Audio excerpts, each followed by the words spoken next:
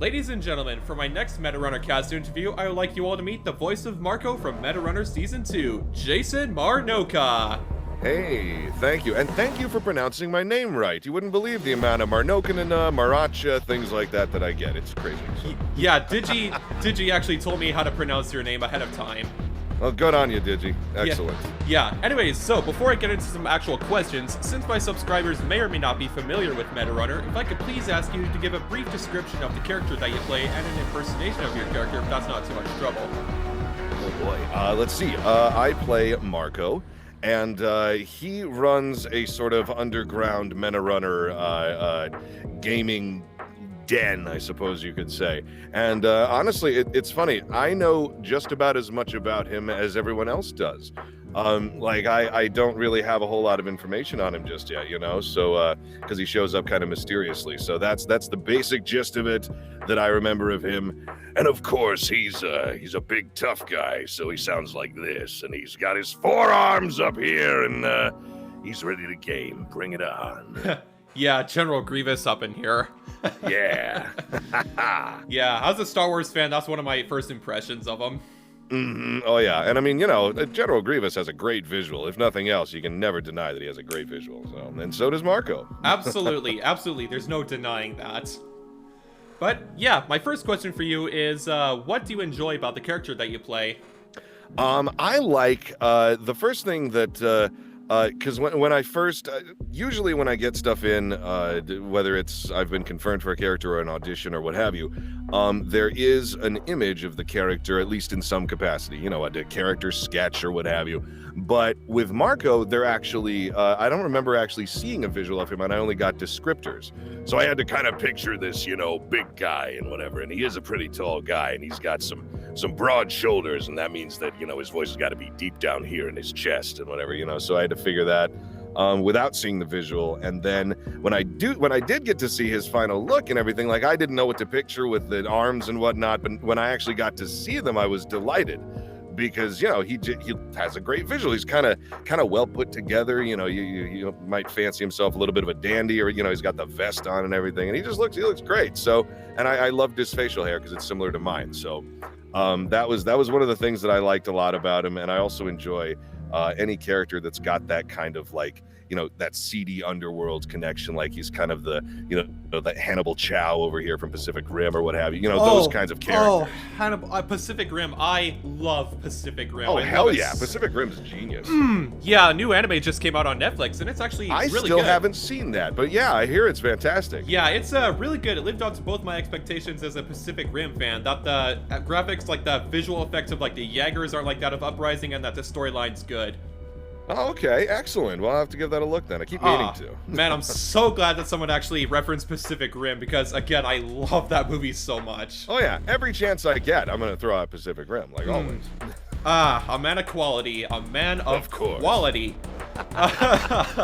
Anyways, I guess we've gotten a little off topic now. My next question for you is, how long have you been a voice actor for? Oh boy, many moons. I'd say professionally, I'd say 8 years by now, probably. You know, doing things off and on and here and there. Now that I've finally moved out to Los Angeles, so, you know, in the last few years, I've been doing a lot more anime and video games and things like that. So that's definitely kind of opened things up career-wise a lot more. It's so much of it is about location, which, you know, if I had my druthers, I would live in a place that has a little bit more seasonal change. You know, here it's kind of like, oh, it gets chilly for a few months, and then that's kind of it. But I'm from the Midwest, so, you know, I'm used to snow and rain and you know, fall colors and everything, and, you know, actual real cold. You know, but here it kind of gets down to, like, you know, the 50s, and it's like, it's not cold. And yet now that I've lived here long enough, I'm kind of like, oh man, this is chilly now. So I'm afraid to go back home and actually feel proper cold weather again. But yeah, anyway, so yeah, I've been doing voiceover for probably 7 or 8 years now. I think I'd have to sit down and do the math, but I'd say 7 or 8 years. Oh, very cool, very cool. What other films or shows have you actually starred in? Well, actually, the 3rd season of the Transformers War for Cybertron show on Netflix is a big one. Yeah. Yeah, in which I play Megatron. Yeah, So, I do remember watching the first two parts of it, like Earthrise and Siege. Like I'm a big Transformers fan as well. Like the G1 Transformers are really cool. Even though I grew up watching a series called Transformers Prime, I totally did hear about you voicing Megatron, and I'm like, oh wow, this is cool. Yes, I voice Megatron, so it's a lot of that for a lot of sessions. But yeah, so the third season of that is coming out. So I've been doing that, and that's actually the second time I've played Megatron. The first time was in the Transformers Prime Wars trilogy, which was Combiner Wars, Titans Return, and Power of the Primes. So I did that. I'm also Coach Nanbu on Megalobox. I was Keicho Nijimura on JoJo's Bizarre Adventure. A whole bunch of anime stuff. I'm the voice of Omen from a video game called Valorant. I am Valorant. Yeah. Oh yeah, I'm the spooky ghost boy. So I'm Omen on that. And also more recently I am the voice of Prince Renathal from World of Warcraft Shadowlands. So that was fun. So I'm kind of dabbling here and there. I'm doing anime things. I'm doing cartoon stuff. I'm doing whatever I can get my mitts on because I just love the work. Yeah, sounds really good, really good. Like I said, I'm a pretty big Transformers fan. I grew up watching Transformers Prime and the Bayverse movies, but like, yeah, the War for Cybertron trilogy, thus far, I love it. Like, the voice acting is pretty good. You do a really good Megatron, and like, everyone's really good, I gotta admit. Yeah, it's fun. It's a hell of a cast. Like, I actually haven't had the opportunity, because, they record us all individually, so I haven't gotten to meet everyone. But when I do kind of come across them on social medias or whatever, we have sort of an air high five that we, sort of do from cyberspace, I guess. Cyberspace. But yeah, so I that's the thing about voiceover nowadays is that you rarely record ensemble anymore. I've only done that on a couple of shows, so usually you don't get to really meet your castmates unless you're like getting coffee somewhere and you happen to run into them. But that's always something to look forward to, Yeah. I mean, it is especially hard to get in person with each other, especially during the pandemic. Oh yeah, absolutely, 100%. Yeah, definitely sucks. What's your favorite film and why? Ooh, that's an interesting question. I rarely think about favorite film period. I usually think about favorite films in categories, but I think if I had to nail down one that I just absolutely adore and always will, it's probably The Godfather. Oh. Just because I have a lot of emotional attachment to that film, because it was something that my grandfather really loved, and so I just have a deep attachment to that film. It's of course a beautiful film. It's of course a film about that asks kind of big questions, like the underlying question of The Godfather is are the Corleone men, are they good men, are they bad men, is what's good, what's bad, what's so it's like it's a very thought-provoking film, I guess, is how I think of it. But yeah, it's kind of one of those comfort things where you sit down. I like part 2 and 3, but I'm thinking mainly part 1 of The Godfather, just because that's the one that feels the most like period. And then because part 2 is great, but man, is it a lot of people sitting around in business meetings, it's there's a whole lot of that in part 2. So I don't find that as I don't remember that as fondly. Plus I remember just watching the first one with my family so much. So yeah, I'd say that's probably my my number one if I had to sit down and pick one. Yeah, honestly, like, even though as much as I like Pacific Rim, like, my all-time favorite movie would easily have to be Wall-E, like that Disney movie. Nice, good pick. Yeah. Yeah, it's so beautiful in so many ways. That's a gorgeous film. Visually, sound, everything about it is beautiful. Yeah, I could go on and on about it. What's your favorite parts about being a voice actor for Meta Runner? Oh, wow. Well, honestly, part of it is the getting to work on something that looks so good. Like, because it's just gorgeous. Like, I love the how everyone's so expressive. It's kind of got its own style to everything. Like, I adore that about it. And just the fact that everyone who works on it is so super cool. Yeah. Like, like the cast and I have gotten to meet each other now. And I had worked with a few people from the cast before. I definitely had worked with Elsie before. So we've known each other for a long time at this point. But granted, it's also been 37 years since last January. But, because of the pandemic. But yeah, so I think just one of my favorite things about voiceover is the collaboration. I love getting to meet new people and getting to, work with them and whatnot. You just sort of develop a repartee and a friendship after a while. So everyone involved in the creation of Meta Runner has been really, really sweet. and really super cool. So that's been really great. Yeah, I agree. It really has been really cool to just chat with the entire MetaRunner cast. Like, Elsie was my most recent interview before I chatted with you. I chatted with her at the end of January, and before then I've spoken with, everyone at this point except the voice actresses for Tari, Theo, and Lucinia. Mm-hmm. Yeah, I've just had so much fun just chatting with, Brennan, the voice of Masa. I really had a lot of fun chatting with, the voices of Lux and Belle. Those were a couple of my favorites if I had to choose. Of course. Yeah, I mean, it's not to say, I didn't enjoy, the other interviews. I've had so much fun with them, but I just feel like I had the most fun with, David and Jessica thus far. Mm-hmm, of course. No, they're all wonderful people. They're all just absolutely delightful. Yeah, and I totally understand where you're going because, being part of a MetaRunner fan project, it's such a cool experience to be able to chat with these people, like these artists, voice actors, etc., from all over the world and just work together to make this cool project. And that's true. That's truly a big part of it. Is it's so from all over the world. I don't know who else in the cast is American.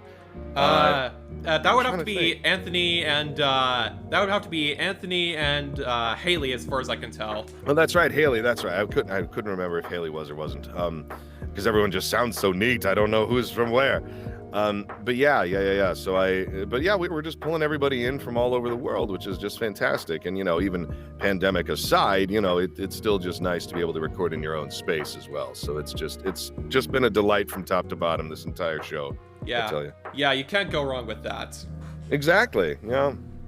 All right. What made you want to be a voice actor in the first place? Interesting question. Prepare for a not terribly interesting answer. I got sick of memorizing scripts. That's a big part of it. Because, the nice thing is you don't have to memorize anything, and I just committed. Oh, pardon me. It's all good. Excuse me.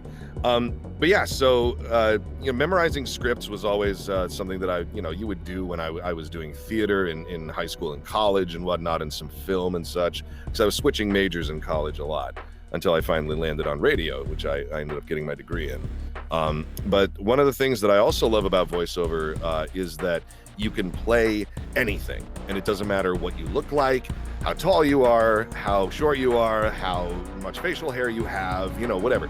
None of that matters. You can play anything. I play a lot of crazy monster things, or giant robots that turn into cars, and all these different things, and it doesn't matter what you look like, which is also nice because I kind of dress very casually anytime I'm outside, so I don't have to really put on any airs or anything, and I just get to go be comfy in the booth for a while. Wow. Such words of wisdom. Yeah, I mean, honestly, that's the great thing about voiceovers. It really doesn't matter, and that's why it's so important to have diverse casting, because that way everybody can play everything, and it doesn't, especially crazy creatures and whatnot, and protagonists and things like that. Not that I don't have much of a protagonist voice, but I never really have since I was probably 18. So I skipped that part in my career. It's interesting. I skipped that part in my career. I never, I was never the lead anime protagonist type. I just have never had that voice. So it's interesting to consider that. I don't begrudge anything. I love playing the bad guys. But it's just funny to consider that I just sort of hopped over that part and leaped right into voicing the bad guys and the old mentors. Yeah, that makes sense. How did you hear about MetaRunner? I heard about MetaRunner. How did I hear about MetaRunner? I think I heard about MetaRunner first. Oh man, I must have. I must have seen one of my friends, but I think Anthony posting it. I think might have had something to do with it. I think Anthony had posted about his involvement with it. I'm pretty sure that's how I first found out about it, because then I did start watching the show and whatnot, and this was before I was even, sent the audition for Marco or anything like that. So I came across it that way. And then, it started watching the show, and I was like, man, this is great. What a neat idea kind of put into this little box, So I think that's how I first found out about it and started watching. It was just that I had seen someone post about it, probably Anthony, and then just from there had clicked on it, gone through, and here we are today. All right, my final question for you actually comes straight from the man who helped organize this interview, Digi. Yeah, he's a really chill dude. He actually helped me get an interview with Anthony back in July, so yeah, I owe him quite a lot. Oh, well, bless his heart. Yeah, Good dude. Yeah, it really is. But his question is, did that game count? Oh. Now, are we referring to the game in which, spoiler alert, in which Masa cheats? Are we referring to that? Yeah, I'm pretty Did sure that game count? Yeah. You know what? I would say, yeah, I think it did. Just because, this is my perspective. Marco doesn't agree, I'm sure. But, yeah, shut up. But, I think that it counts only because Marco doesn't strike me as somebody who plays fair all the time either. You know, and arguably Marco is kind of cheating from the beginning because, you know, the idea of having partners is that you have to sort of work on this sync together or whatever, kind of like Pacific Rim, right? Kind of like that same kind of idea of like you have to make up for each other's strengths and accentuate, you know, like, or make up for each other's weaknesses and accentuate your strengths. So I think that he kind of cheats from the get-go by having arms that are already attached to himself as his second player. Yeah. So he's just sort of doubling himself, which kind of cuts away, you know? So it's like, so I think honestly, Masa wasn't cheating. He was sort of leveling the playing field. And even if it was cheating, I mean, Marco's already kind of doing that himself. So yeah, Marco's just sad he got called out. Yeah. But anyways, I think that's all the questions I've got for you, Mr. Marnocha. Marnocha, sorry. Ah, you whiffed it. No, it's good. Yeah, I'm sorry. But anyways, no, it's perfectly okay. Yeah, thank you so much again for dropping by. It's been such a pleasure to be able to chat with you. Oh, my pleasure entirely, I assure you. Thank you so much for having me on.